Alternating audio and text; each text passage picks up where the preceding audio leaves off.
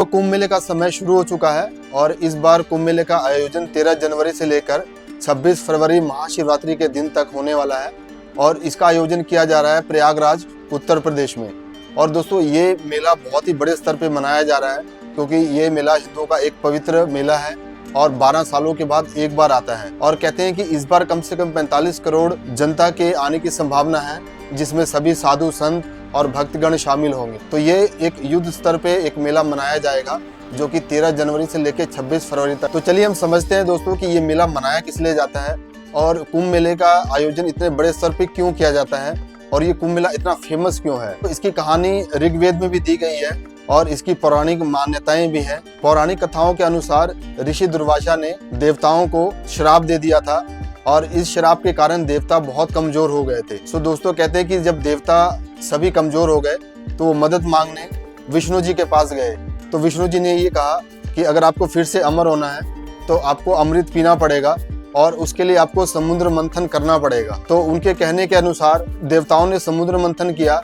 क्योंकि वो अकेले समुद्र मंथन नहीं कर सकते थे तो उन्होंने राक्षसों को भी साथ में लिया और उन्हें भी आश्वासन दिया कि अगर अमृत कलश निकलता है तो उन्हें भी पीने के लिए दिया जाएगा। तो इस कारण राक्षस भी तैयार हो गए और इस लालच में कि हमें भी अमृत पीने को मिलेगा और हम भी अमर हो जाएंगे। तो इस कारण देवता और राक्षस मिलकर दोनों ही समुद्र मंथन करने लगे। कहते हैं कि जब समुद्र मंथन शुरू हुआ तो सबसे पहले कामधेनु गाय निकली, फिर विष निकला जिसे भोले शंकर ने पिया था और उसके बाद अमृत कलश निकला। तो कहते हैं दोस्तों कि जब अमृत कलश निकला तो इंद्र के बेटे जयंत लेकर उसको भागने लगे और जब भागने लगे तो कहते हैं कि भागते भागते अमृत की कुछ बूंदें गिरी वहां से और जो कि धरती पर गिरी।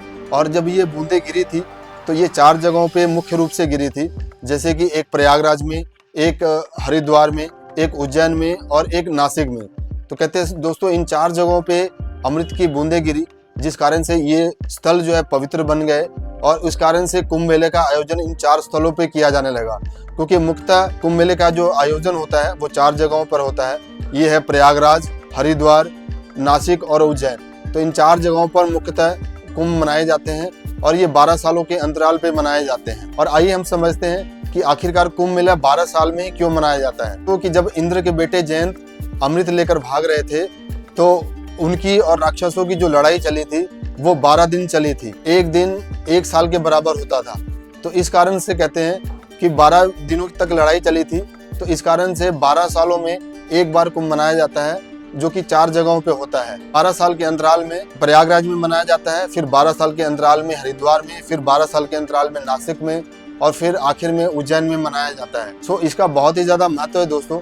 और इसमें नहाकर लोग पुण्य की प्राप्ति करते हैं और कहते हैं कि उनके सारे जीवन के क्लेश मिट जाते हैं। और इसमें जो शाही स्नान होते हैं तो शाही स्नान में स्नान करना बहुत ही महत्वपूर्ण माना जाता है और बहुत ही पवित्र माना जाता है। आपने ये कहावत बहुत ज्यादा सुनी होगी कि कहीं कुंभ के मेले में बिछड़ गए।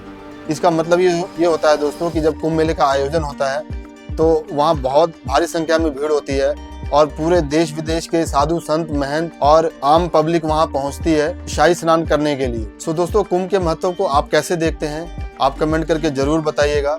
जय हिंद, जय भारत।